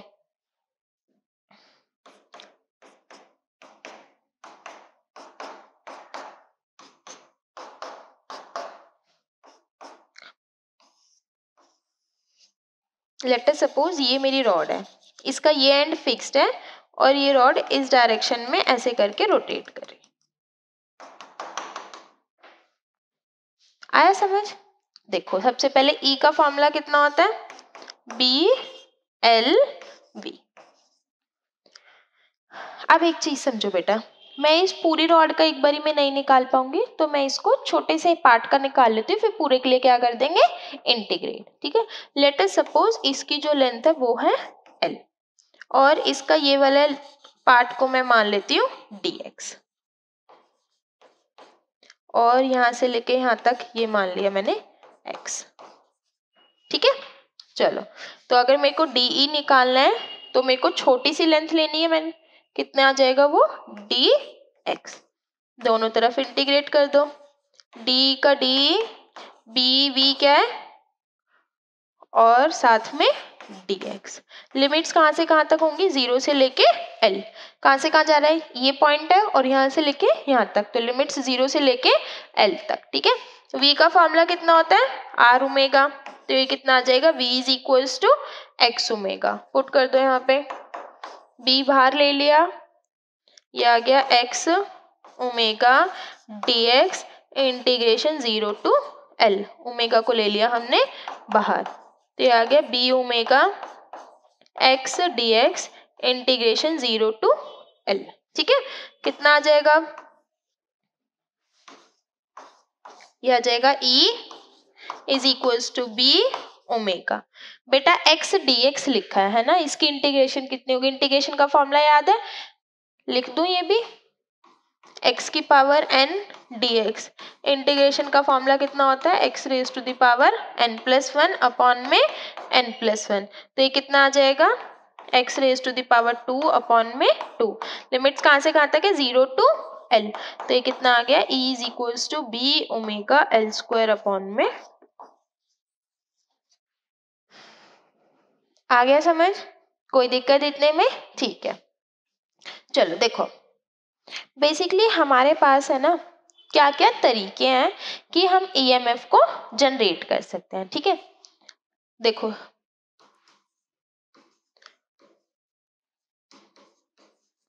मेथड्स ऑफ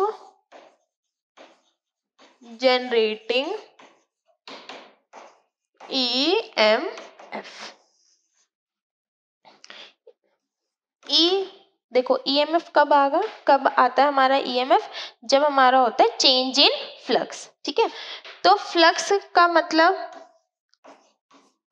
क्या होगा बेटा? फाई किसके बराबर होता है? Phi is equals to B dot A. तो फाई कितना आएगा? B A cos theta. यहाँ तक समझ आया? ठीक है, तो अगर हमारा ईएमएफ होगा, ईएमएफ को जनरेट करना है, तो या तो चेंज इन मैग्नेटिक फील्ड हो, फर्स्ट मेथड, या फिर चेंज इन क्या हो? एरिया हो, सेकंड मेथड, या फिर चेंज इन क्या हो? हमारा एंगल हो। ठीक है, तो हम क्या लिखेंगे? फर्स्ट क्या मेथड है? Change in area.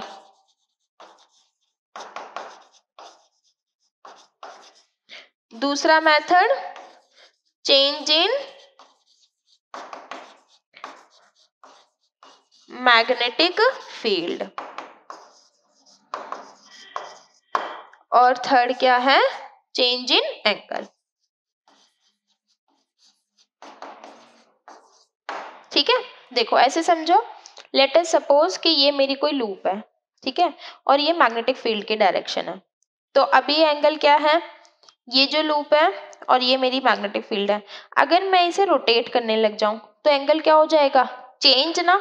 तो यही एक तरीका है कि जो मैंने लिखा है ना, चेंज इन एंगल। तो इसका मतलब कि हमारी जो मैग्नेटिक फील्ड है और जो भी हमारा इसका एरिया वेक्टर है, दोनों के बीच का एंगल चेंज हो रहा है। ठीक है, देखो जब मैंने इसे ये रखा, ऐसे रखा, इसका एरिया वेक्टर आगे, मैग्नेटिक फील्ड भी आगे, दोनों के बीच में एंगल 0।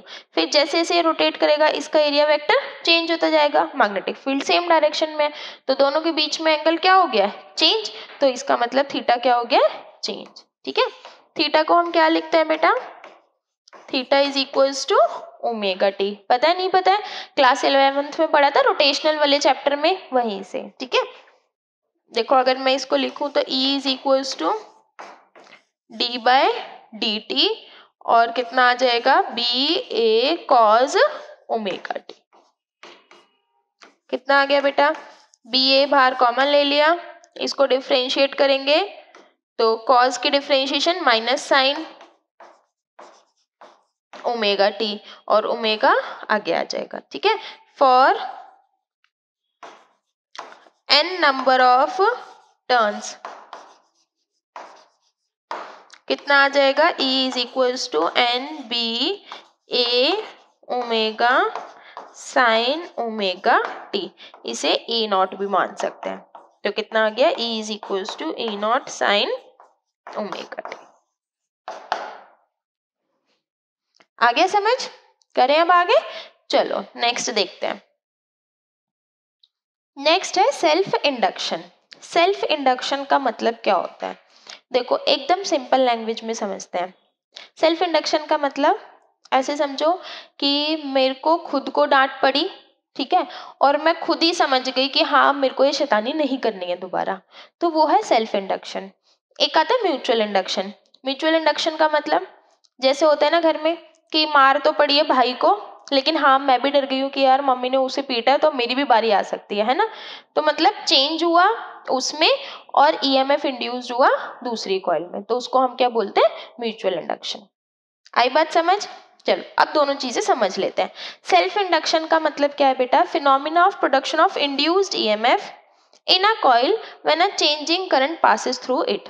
कहने का मतलब उस कॉइल के खुद के अंदर ही करंट चेंज हुआ है या किसी भी तरीके से उसका फ्लक्स चेंज हुआ है उसी कॉइल का, तो उसके खुद के अंदर क्या आएगा, इंड्यूस्ड ईएमएफ। इसी को हम क्या बोलते हैं, सेल्फ इंडक्शन। आ गया समझ? ठीक है। तो किसी भी एक इंस्टेंट पे उसका जो मैग्नेटिक फ्लक्स होगा वो डायरेक्टली प्रोपोर्शनल होगा उसके करंट के, ठीक है। और प्रोपोर्शनलिटी हटाएंगे तो कांस्टेंट आएगा, उसी कांस्टेंट को हम क्या बोलते हैं, सेल्फ इंडक्शन। आई बात समझ? चलो अब देखो नेक्स्ट, ई का फॉर्मूला कितना होता है, डी फाई अपॉन में डी टी। फाई की वैल्यू यहाँ पे पुट कर दो तो ये कितना आ जाएगा, फाई की जगह एल आई और एल क्या है, कांस्टेंट, तो ई कितना आ गया, माइनस का L D I by D t. ठीक है बेटा, इसमें बहुत बार डिफाइन करने को आता है कि डिफाइन कर दो 1 हेनरी क्या होता है। देखो किसी भी हम इसको self inductance of a coil को 1 हेनरी बोलेंगे। कब बोलेंगे 1 henry? If an induced EMF 1 volt, induced EMF of 1 volt is set up in it when the current in it changes at the rate of 1 ampere per second। कब बोलेंगे बेटा 1 Henry? जब EMF जो है वो 1 वोल्ट होगा। कब?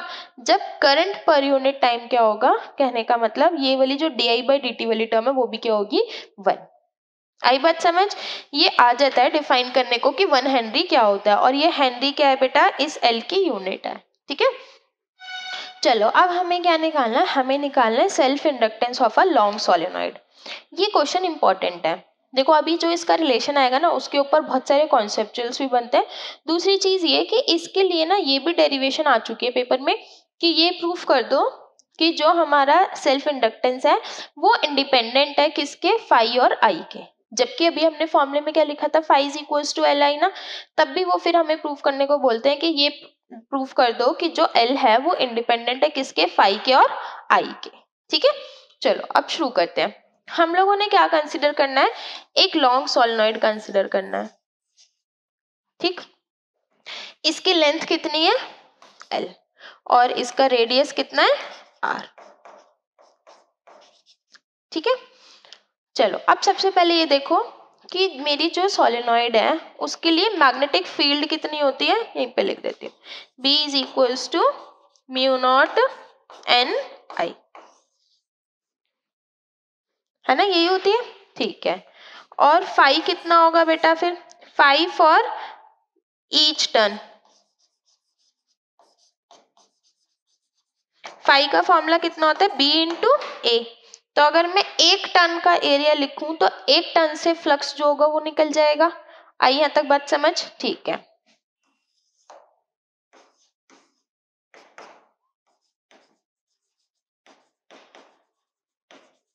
कितना आ जाएगा बेटा, ये म्यू नॉट एन आई, और एरिया की वैल्यू कितनी है, पाई आर स्क्वायर। ठीक है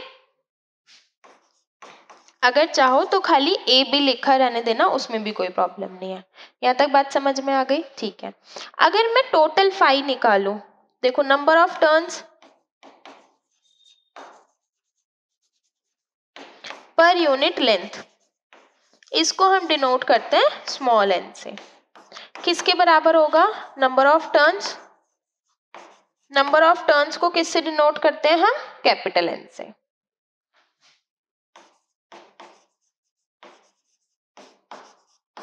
अपॉन एल। ठीक है तो हम लिख सकते हैं n is equals to N by L. चलो अब मेरे को निकालना है फाई टोटल, कहने का मतलब मेरे को निकालना है टोटल फ्लक्स। देखो बेटा ये हमारा क्या निकला था, 1 टर्न से मेरे को क्या निकालना है, जितने भी नंबर ऑफ टर्न्स हैं सबसे, तो मैं क्या करूंगी, इसे n से मल्टीप्लाई। ठीक है तो कितना आ जाएगा, n into mu naught N I pi are square. n की वैल्यू कितनी है, N L mu naught N I pi are square. आया यहाँ तक समझ, कोई दिक्कत इतने में? ठीक है अभी हमने पीछे फ्लक्स का फॉर्मूला क्या पढ़ा था, phi is equals to L I. Very good, तो हम यहाँ पे क्या पुट करेंगे, phi is equals to L I. ठीक है चलो कितना आ गया, देखो म्यू नॉट, इसको मैं एन स्क्वायर कर दूं, mu naught N square L I into pi are square, I से आई कैंसिल, एल की वैल्यू कितनी आ गई, mu naught N square L pi are square, और अगर कैपिटल एन के टर्म्स में लिखेंगे तो कितना आ जाएगा, mu naught N square, small N की जगह एन बाय एल और इसका स्क्वायर, तो कितना आ जाएगा ये, इंटू पाई आर स्क्वायर। ठीक है, देखो इस क्वेश्चन के लिए वो हमें क्या क्या बोल सकता है, हो सकता है कि वो हमें ये बोले कि सोलेनोइड के लिए सेल्फ इंडक्टेंस निकाल दो, ठीक है, या फिर हमें वो ये बोले कि ये प्रूफ कर दो कि सेल्फ इंडक्टेंस इंडिपेंडेंट है किसके, फाई के और आई के।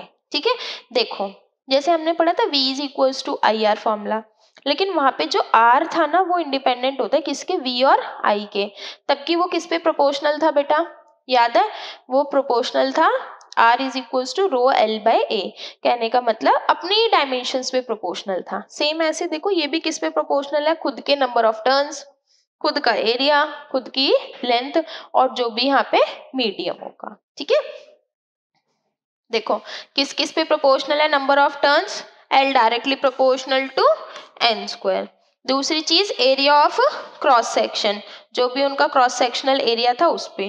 तीसरी चीज जो भी वहां पे परमिएबिलिटी होगी मटेरियल के। ठीक है, देखो बेटा नेक्स्ट टॉपिक क्या है, म्यूचुअल इंडक्शन। ठीक है, म्यूचुअल इंडक्शन का मतलब क्या होता है, phenomena of production of induced EMF in one coil, किसके कारण, due to the change of current in the neighbouring coil. दो कॉइल है हमारे पास, इस वाली कॉइल में करंट चेंज हुआ है, इस कॉइल में करंट चेंज होने के कारण इस वाली कॉइल में जो इंड्यूस्ड ईएमएफ आएगा, इसी फिनोमिना को क्या बोलते हैं, म्यूचुअल इंडक्शन। बात समझ में आई, दो कॉइल है, पहली कॉइल में जो भी चेंज इन करंट हुआ है, उस चेंज इन करंट के कारण जो दूसरी कॉइल में इंड्यूस्ड ईएमएफ आया है, इसी फिनोमिना को क्या बोलते हैं, म्यूचुअल इंडक्शन। ठीक है, चलो तो हमारा जो फाई है वो डायरेक्टली प्रोपोर्शनल है किसके, करंट के, जितना ज्यादा चेंज इन करंट उतना ज्यादा फ्लक्स होगा।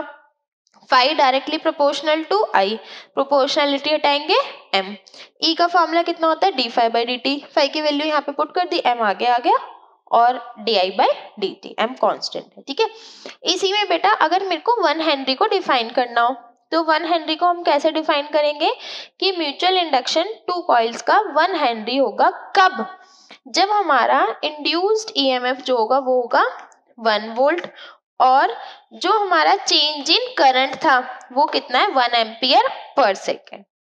आई बात समझ, चलो करें अब आगे। अब हमें क्या निकालना है, mutual induction of the two long सोलेनोइड्स, दो सोलेनोइड्स के कारण म्यूचुअल इंडक्शन क्या होगा। ठीक है, तो एक में हमने चेंज करा है, उसके कारण दूसरे में जो इंड्यूस्ड ईएमएफ आएगा वो हम देखेंगे। आई बात समझ, ठीक है, चलो लेट अस सपोज कि मैं सेकेंड वाली वायर में देख रही हूँ, B is equals to mu naught N2 I2। ठीक है, और फ्लक्स इन 1 किसके बराबर होगा, B2 इंटू A1, कहने का मतलब सेकेंड में चेंज इन करंट हुआ होगा, उसके कारण उसकी मैग्नेटिक फील्ड में चेंज आया, जिसके कारण कि फर्स्ट वाले में फ्लक्स देख रहे हैं हम। कितना आएगा बेटा ये, म्यू नॉट N2 I2, और ये हो गया एरिया 1। ठीक है, ये क्या है, flux through each turn.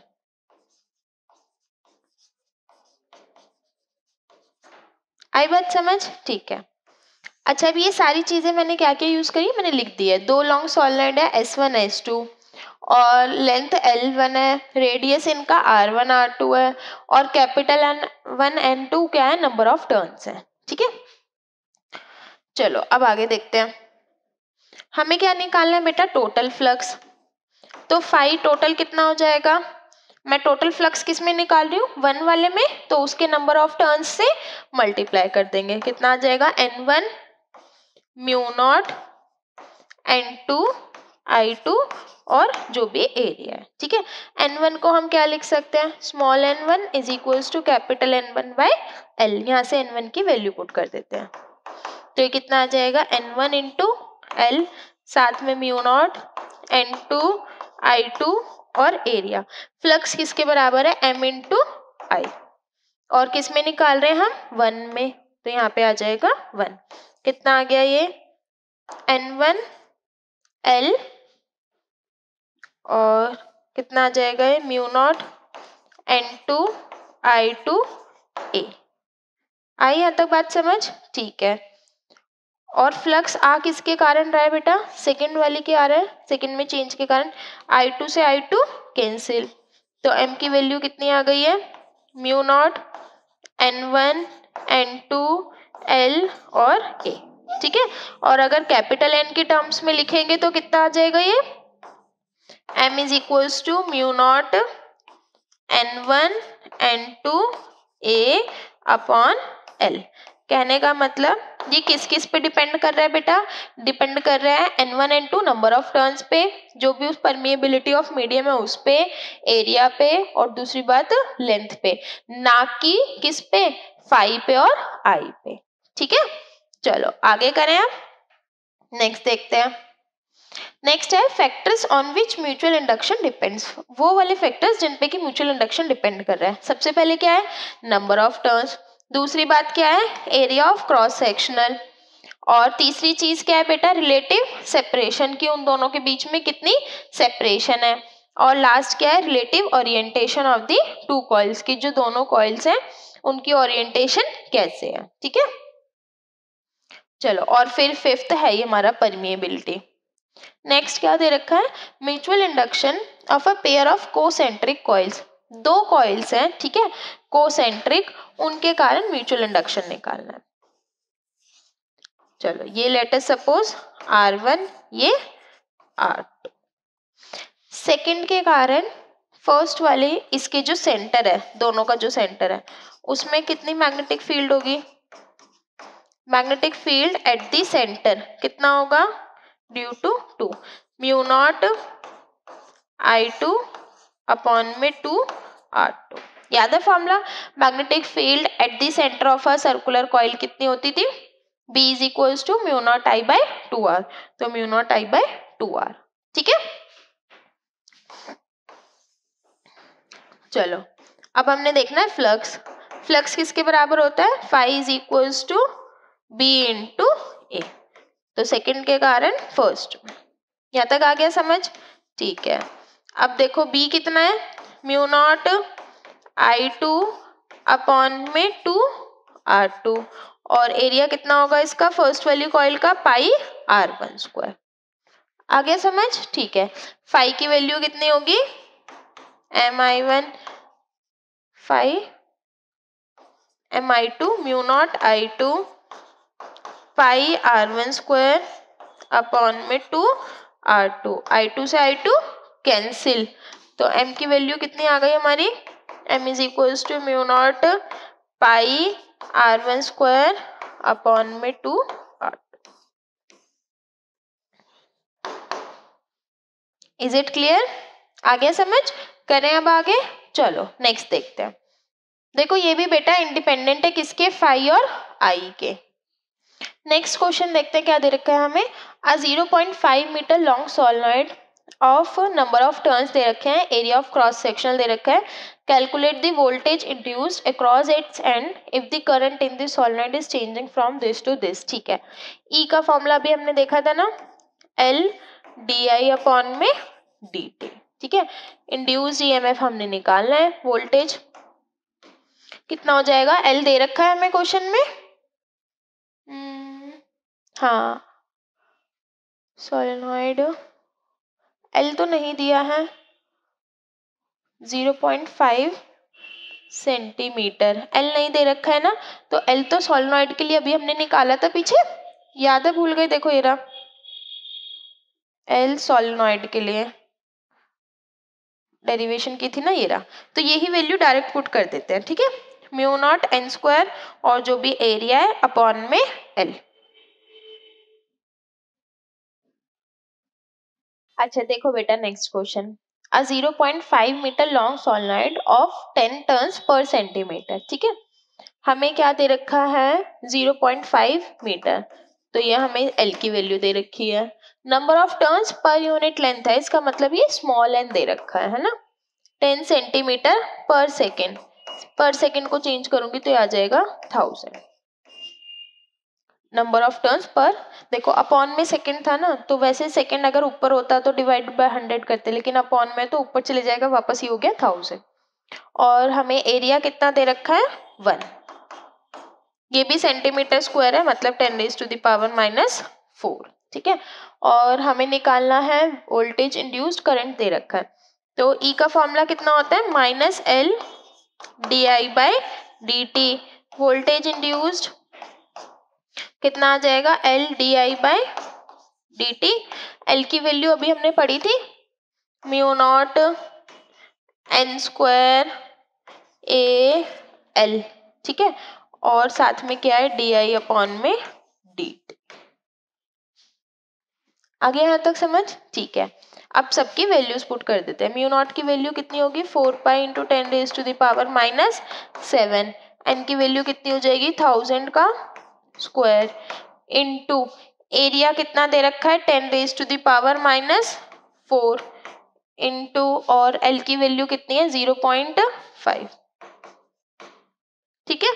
Point हटाएंगे नीचे 10, और तो कुछ कन्वर्ट नहीं करना है, ठीक है। और di/dt कितना है 2, देखो चेंज कितना है 2 - 1, और टाइम कितना है 0.1, तो ये 1 आ जाएगा 1/0.1। पॉइंट हटाएंगे ऊपर 10, ठीक है। 10 से 10 कैंसिल, कितना बच गया अब ये, देखो 3 है, 3 का पावर 2 करेंगे तो 6 हो गया, 6 से इसको कैंसिल करेंगे तो यहाँ पे बचेगा खाली 10⁻⁻1, और यहाँ पे बचेगा 10⁻⁻4, और इन तीनों को मल्टीप्लाई कर लो, कितना आ जाएगा ये 20 × 3.14, कितना आ रहा है 10⁻1 यहाँ पे है, ये कैंसिल हो गया, ये बचेगा 2 × 3.14 × 10⁻⁻4, मल्टीप्लाई कर लो बेटा, कितना आ जाएगा 2 4 = 8, 2 और ये आ गया 6 -4, कितना आ जाएगा अगर इसे -3 में कन्वर्ट करूं तो 0.628 एम्पीयर, ठीक है। चलो करें अब आगे नेक्स्ट क्वेश्चन।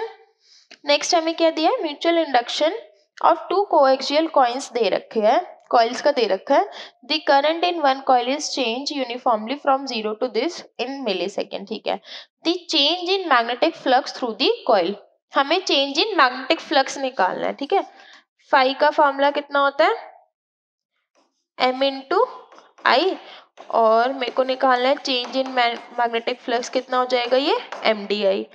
m की वैल्यू निकालनी है मुझे, नहीं मुझे मैग्नेटिक फ्लक्स ही निकालना है, तो कितना आ जाएगा, म्यूचुअल इंडक्शन दे रखा है ना हमें 2 हेनरी, और चेंज इन करंट कितना है 0.5,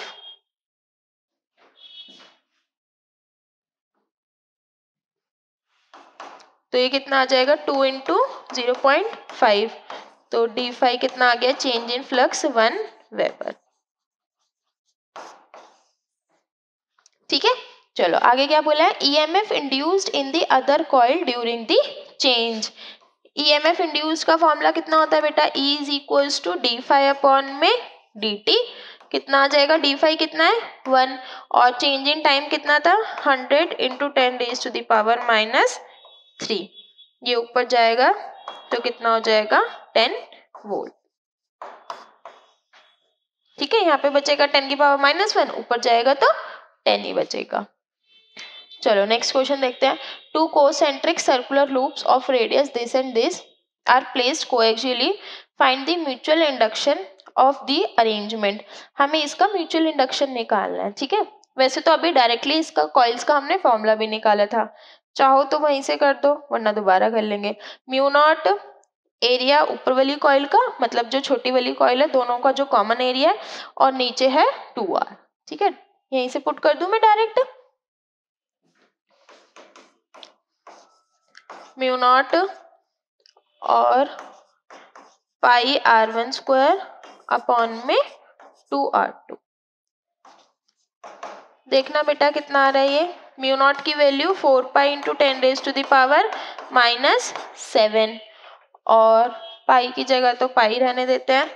r1² कितना आ जाएगा 1 सेंटीमीटर है ना, इसका मतलब 10⁻⁻2 का स्क्वायर अपॉन में 2 × और नीचे कितना है 20, into 10 raise to the power -2। ये 10 की पावर -2 क्यों करा, ये पता लग गया, क्योंकि ये किस में, सेंटीमीटर में, किस में कन्वर्ट करना पड़ेगा, मीटर में। ठीक है, कितना आ गया बेटा, ये 2 से 2 कैंसिल, और ये वाले 2 से भी यहाँ पे बचेगा खाली 10, एक 10 से ये बच गया हमारा π² into 10 raise to the power -7। ठीक है, और ये हो जाएगा -4, और ये कितना बचेगा, यहाँ पे 10 है और 10 की पावर -2 है, कितना बचेगा, -1, ऊपर जाएगा तो +1। कितना हो गया ये,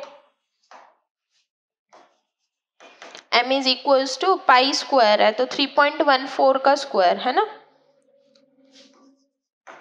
3.14 square into 10 raise to the power, ये कितना आ जाएगा बेटा, 7 और 4 11, और एक बचेगा माइनस का 10। ठीक है, इसको सॉल्व करूंगी तो 9 पॉइंट समथिंग ही आ जाएगा, मतलब अप्रोक्सीमेटली 10 के आसपास आ जाएगा। इसका मतलब इसे सॉल्व करके अप्रोक्सीमेट वैल्यू कितनी आएगी, 10 रेज टू द पावर -9 और हेनरी। आया समझ, करें आगे, चलो नेक्स्ट देखते हैं। If the current pass through the outer loop is change at the rate of this, find the EMF induced in the inner loop, assume the magnetic field on the inner loop to be uniform। E का formula कितना होता है, d∅/dt, और ये हमें क्या बोल रहे हैं बेटा, current in the outer loop, तो इसमें हम ये वाला फॉर्मूला भी लगा सकते हैं, E is equals to mdi/dt, अभी हमने ड्राइव करा था ना, वही लगा देते हैं। कितनी आ गई, m की वैल्यू आ रही है approximately 10 raise to the power -9, di कितना है 5, और नीचे है 10 रेज टू द पावर -3। ठीक है, ये ऊपर जाएगा तो ये बच जाएगा -5 10 raise to the power -6 volt. चलो करें आगे, अब नेक्स्ट क्वेश्चन ट्राई करते हैं। बेटा जितने भी इस पीपीटी में क्वेश्चन है ना, वो सारे के सारे क्वेश्चन प्रीवियस ईयर क्वेश्चन है, एक भी क्वेश्चन छोड़ के नहीं जाना कि नहीं हो रहा तो चलो छोड़ देते हैं, ट्राई करना है कि हो जाए हमसे। ठीक है, चलो नेक्स्ट क्वेश्चन में क्या बोला है, 2 coils C1 and C2 are placed close to each other, the magnetic flux phi2 linked with the coil C2 varies with the current this। ठीक है, find the mutual inductance of the arrangement, हमें इसका mutual inductance निकालना है। ठीक है, और phi और आई का ग्राफ हमें गिवन है। देखो सबसे पहले तो m कितना होगा, d∅/i, तो इसका मतलब सिंपल जो भी इसका स्लोप आ रहा है वही क्या आएगा, इसका म्यूचुअल इंडक्शन। ठीक है, इसका स्लोप कितना है, लेट अस सपोज अगर मैं इसका ये वाला पॉइंट देखूं तो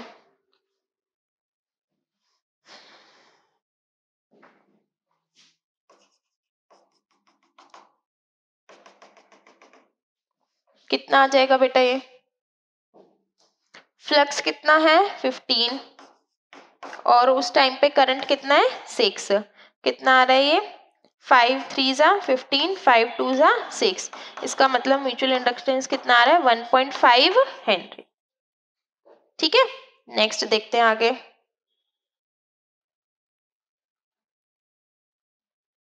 ये गलत नहीं कर दिया डिवाइड, 3 के टेबल में तो 5 पे आएगा ना बेटा, 2.5 हेनरी आएगा। सेकेंड देखो, the rate of change of current निकालना है, दैट विल इंड्यूस्ड ईएमएफ हमें दे रखा है क्वेश्चन में, ये फर्स्ट पार्ट है और ये सेकेंड पार्ट। ई का फॉर्मूला mdi/dt, ईएमएफ इंड्यूस्ड कितना दे रखा है हमें 100, और ये कितना आ जाएगा, m की वैल्यू हमने अभी निकाली है, कितनी है 2.5, और di/dt हमें सॉल्व करना है। इसको नीचे लेके जाओ, कितना आ गया 100 अपॉन में 2.5, पॉइंट हटाएंगे ऊपर 100, कितना आ गया, ये आ गया 40 di/dt is equals to 40 ampere per second. Is it clear? चलो तो बेटा आज इसी के साथ हम लोगों ने कंप्लीट कर लिया अपना चैप्टर नंबर 6 पूरा का पूरा वन शॉट में। इस पूरी वीडियो में मैंने हर एक चीज़ करवाई है, सारी कॉन्सेप्चुअल डेरिवेशन, पिछले प्रीवियस ईयर के सब क्वेश्चंस। पूरी वीडियो ध्यान से देखना, जो भी चीज़ ना समझ में आए मेरे को कमेंट कर देना और अपनी पढ़ाई करते रहिए। बोर्ड्स आ ही गए हैं और हम लोगों ने मन लगा के पढ़ाई करनी है, ठीक है।